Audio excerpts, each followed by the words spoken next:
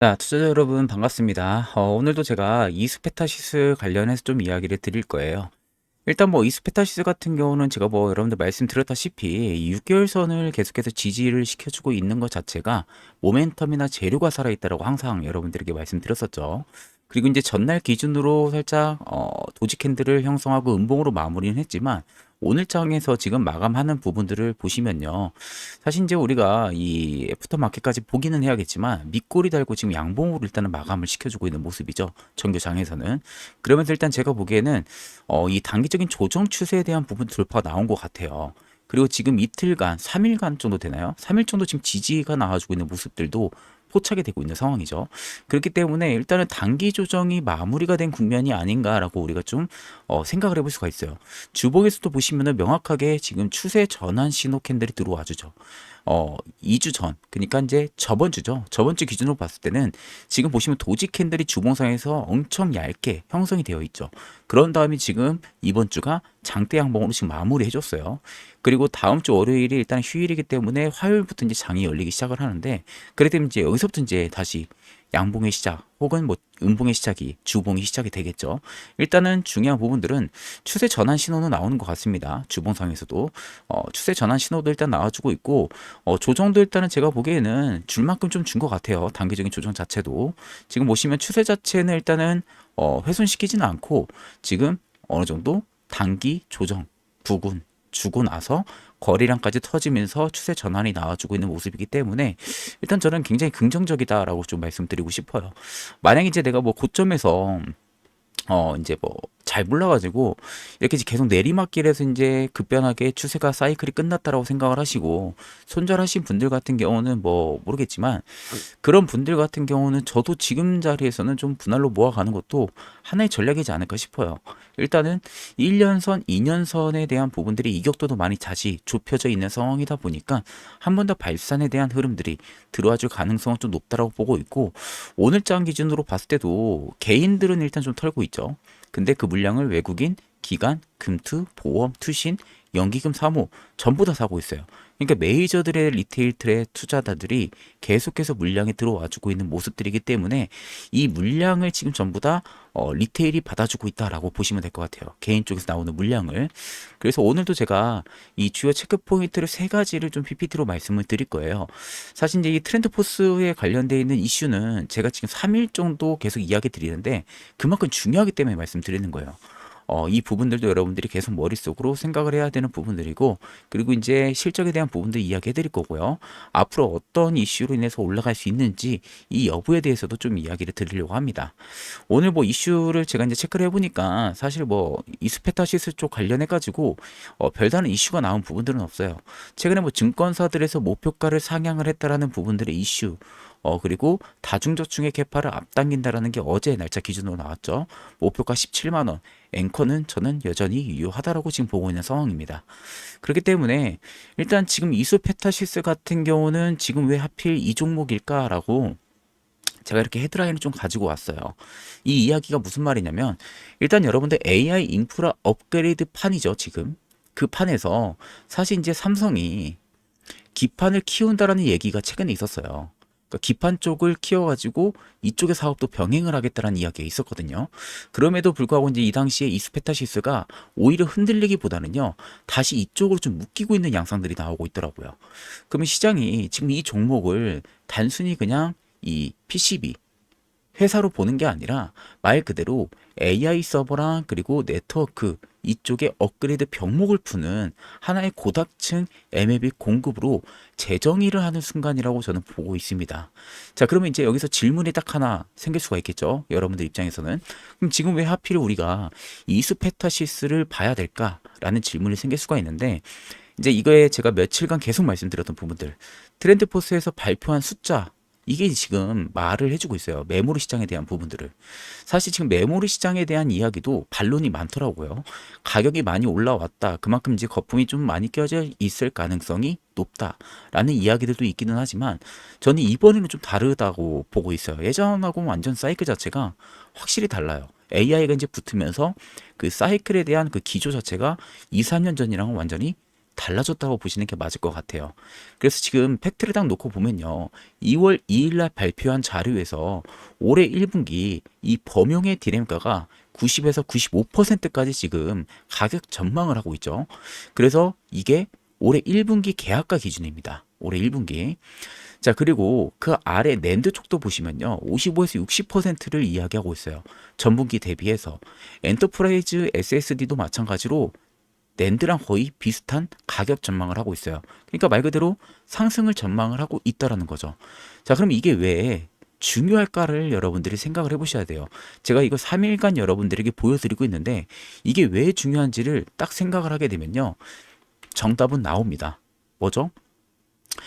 메모리만 오르는 장이 아니라는 거죠. 쉽게 말해서. 메모리만 오르는 장이 아니라 서버라든지 스토리지 증설이 네트워크 장비 교체와 같이 움직일 가능성이 커졌다라고 생각을 하셔야 돼요. 그러면 이 돈이 결국엔 제일 먼저 막히는 곳이 어딜까를 생각을 하시면요. MLB 말고는 없어요. 정답지가. 여기서 MLB가 딱 튀어나올 수밖에 없는 거죠.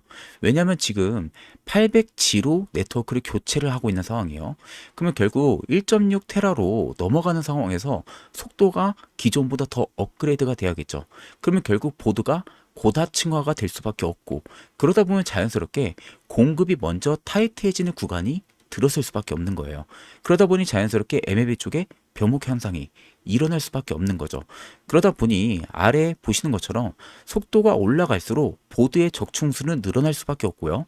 그러면 당연히 공급은 먼저 막힐 수밖에 없습니다. 그러다 보니까 이스페타시스가 그 병목의 정중앙에 있는 종목 중에 하나다라는 결론이 나오는 부분들이죠. 자, 이 근거가 실적이 증명을 하고 있어요. 2025년도 실적을 딱 놓고 보시면요. 자, 이 회사가 지금 돈을 벌고 있는지 안 벌고 있는지를 명확하게 알 수가 있죠. 왜냐면 이제 1월 28일에 공시를 했는데 2025년도에 연결 매출이 1조 800 정도 나와요. 1조 800억 원 정도.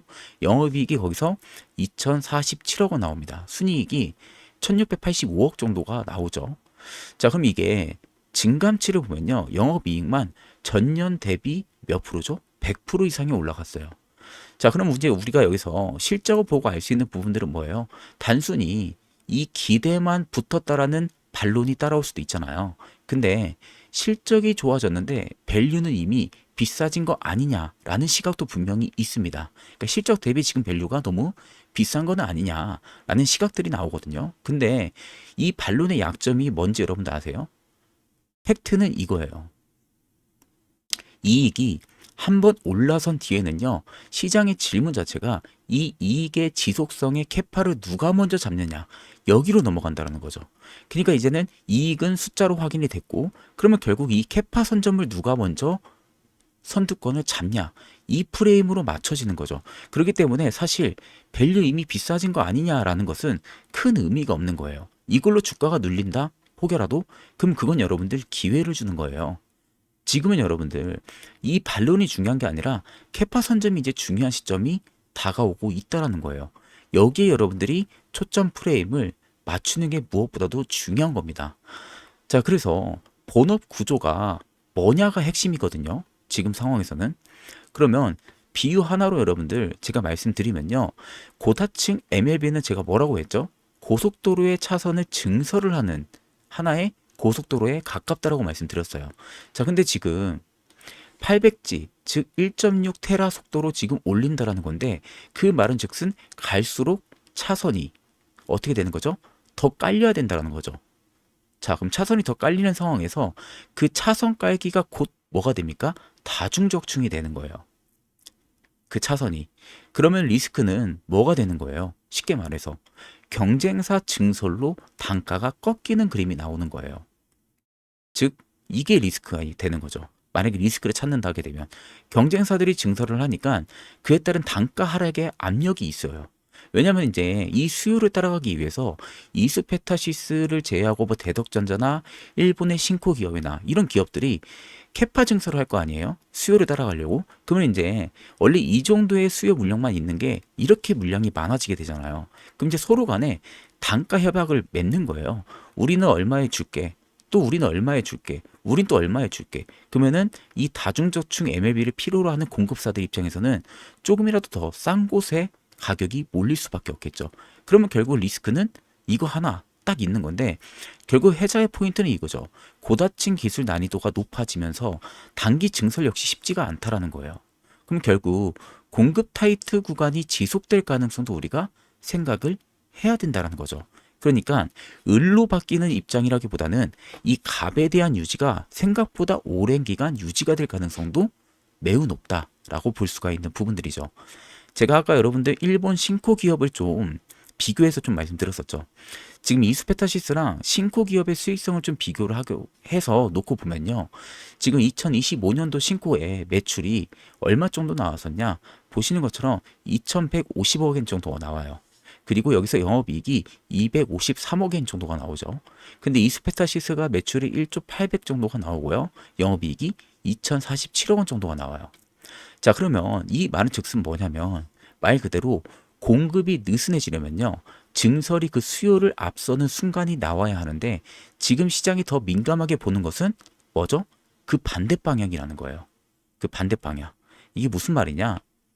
말 그대로 지금 앞으로 우리가 어디를 봐야 하냐라는 부분들에 있어가지고 주가의 방향성이 달라질 수가 있다라는 거죠. 말 그대로 이 캐파에 대한 선점을 누가 먼저 할 것이고 또 이 캐파에 대한 선점을 하면서 점유율을 누가 더 빨리 끌어당길 것인지 그 싸움으로 이제는 넘어왔다라고 볼 수가 있겠죠. 그럼 지금 이수페타시스가 캘린더에 대한 부분들을 딱 놓고 보면요. 명확해요. 지금 2월 20일에 공시한 IR 안내를 보면요. 2025년도에 경영실적 리뷰를 여러분들 딱 놓고 보시면은 2026년도 전망치가 들어가 있어요. 자, 그리고 NH투자증권이 2월 26일 날 리포트에서 17만 원이라는 목표가 매수 유지의 의견을 냅니다. 자, 결국 이게 뭔 말이냐? 2027년 다중저층에 대한 수요 급증을 대비를 해서 결국에는 이 캐파에 대한 확보 계획을 앞당기는 검토를 언급을 했다라는 거죠. 그래가지고 목표가를 17만 원으로 앵커를 잡은 거예요. NH에서. 아, 이스페타시스가 지금 앞으로 수요를 급증할 것을 대비를 해서 캐파 확보를 하고 있다는 것을 리뷰로 남긴 거죠. 리포트에서. 그러면 결국 이 실적에 대한 리뷰에서는 무슨 말이 나왔다는 거죠? 캐파를 증설하겠다는 이야기가 나왔다라는 결론이 나오는 거죠. 자, 그럼 결국 단기 체크 포인트는요. IR 이후에 나오는 숫자를 딱 놓고 보면 돼요. 일단은 다중저축 캐파가 2026년도 이후 하반기 그리고 2027년도 중장기로 딱 놓고 보면요. 램프업 속도가 어디까지 당겨지는지를 보면 되겠죠. 결국 중장기 체크 포인트는 2027년이 되겠죠. 만약에 캐파 조기 확보가 계획대로 당겨지게 된다라고 하게 되면은 실적 성장의 증설 선점 프리미엄이 어떻게 될까요? 더해질 가능성이 높겠죠. 그럼 반대로 증설이 지연이 되거나 혹은 램프업이 꼬이면 어떻게 될까요? 그 반대로 보면 돼요. 고객이 물량을 분산시키는 순간에 기회 손실의 리스크가 같이 커질 수가 있겠죠. 그래서 A든 B든 확인 시점은 같다라는 거예요. IR 이후에 분기 실적에서 캐파나 가동률, 믹스가 숫자로 찍히는지 이 여부들은 A나 B나 다 비슷하다는 거예요. 단기적이나 중장기적이나. 왜? 지금 시조가 그렇게 가고 있기 때문에 MLB 쪽으로. 그러다 보니까 사실 단기 시나리오나 중장기 시나리오나 큰 틀 자체는 바뀌는 거는 거의 없다라고 결론이 나오는 거예요. 그럼 질문이 여기서 딱 하나 더 남죠. 밸류를 어떻게 봐야 되냐? 그러면 스텝 A로 제가 먼저 말씀드리면은 NH투자증권의 목표가 앵커가 17만 원이에요. 이때 당시가 2월 26일 날 목표가 17만 원에 투자 의견 바이를 유지를 했고요. SK증권 같은 경우가 15만 5,500원입니다. SK증권이. 그리고 매수 유지를 했어요. 자, 그럼 이제 이걸 계산을 해보면 되겠죠. 2월 23일 기사 기준으로 시가총액이 그 당시에 이수페타시스가 한 7조가 조금 넘어요. 7조 8천억 원 정도가 되고요. 2025년도 순이익이 얼마냐? 1685억이죠. 그러면 이걸 그대로 쓰면은 후행 PER은요, 얼마가 되냐면 46배에서 47배 수준이 되는 거예요. 딱 이 정도. 그러면 이제 결국 관건은 올해 이익 분모가 얼마나 커질 수가 있느냐가 중요한 변수가 되는 거죠. 사실 지금 후행 PER만 놓고 보면은 46배, 47배가 높아 보일 수는 있겠죠. 근데 업종별 밸류로만 놓고 보면요. 46배, 47배가 그렇게 높은 수치도 아닙니다. 그러니까 말 그대로 지금 가격이 재평가가 들어가도 전혀 이상하지가 않은 밸류 구간이라는 거죠. 비싼 것도 아니고 그렇다고 싼 것도 아니고 적정한 가격을 유지를 시켜주고 있다는 게 팩트가 되는 거죠. 자, 그렇기 때문에 여기서 관건은 올해 뭐냐, 이익의 분모가 얼마나 커지느냐, 그게 관건이 되겠죠. 저는 일단 방향은 상방이 우위라고 봅니다. 현 시점에서는. 왜냐면 일단 NH 리포트에서도 이야기를 아까 했었다시피 올해 영업이익 전망이 지금 3천 조금 넘게 나올 거라고 지금 이야기하거든요. 3천 한 260억 정도. 이 정도 나올 거라고 이야기를 하고 있고 2025년도 기준의 순이익, 영업이익 비율이 약 82% 정도로 크게 훼손이 되지 않는다고 만약에 가정을 하면요. 올해 순이익은 2,600억 원 정도에서 2,700억 원 정도로 커질 여지가 충분히 있다라는 거예요. 그러면 결국 전방에 대한 부분들의 PER 부분들만 딱 놓고 보면요. 20배 수준이 되는 거거든요. 20배 수준 아니면 20배보다 약간 후반대로 내려오는 그 밸류가 형성이 되는 건데 그때부터는 고다층 믹스 그리고 캐파 선점이 이 프리미엄을 붙일 구간이 열릴 수가 있다는 거죠. 그래서 제가 여러분들에게 말씀드리는 부분들은 방향은 하방이 아니라 상방이 우위권에 있다라고 보는 게 합리적이라는 거죠. 단 IR 이후에 캐파와 증설 로드맵이 숫자로 찍히는 그 순간이 그 다음의 그림을 열 가능성이 높겠죠. 지금 상황에서는 저는 하방보다는 상방이 매우 유리하다라고 봅니다. 그래서 이스페타시스가 지금 나아가고 있는 이 그림 자체는 전혀 나쁘지가 않아요. 단지 그냥 이슈가 많이 없을 뿐이지 아마 이 이슈가 나중에 한꺼번에 몰릴 가능성도 체크를 해야 돼요. 그렇기 때문에 실질적으로 저는 캐파 선점 확인 시점은 올 거라고 봐요. 그럼 그때는 아마 우리가 미처 못 잡을 정도의 파급력의 수급이 쏠릴 가능성이 높다 보니까 이 점을 여러분들이 꼭 확인을 하고 계셔야 됩니다. 자, 그래서 오늘의 이스페타시스는 제가 이 정도로 좀 간략하게 좀 말씀을 드릴 거고요. 워낙 이슈가 그렇게 많은 종목은 아니에요. 뭐 하루하루 삼성전자나 SK하이닉스처럼 이슈가 쏟아지는 그런 상황은 아니다 보니 제가 여러분들에게 강조해드리는 문구들 며칠간 계속해서 강조해드리는 문구들은요.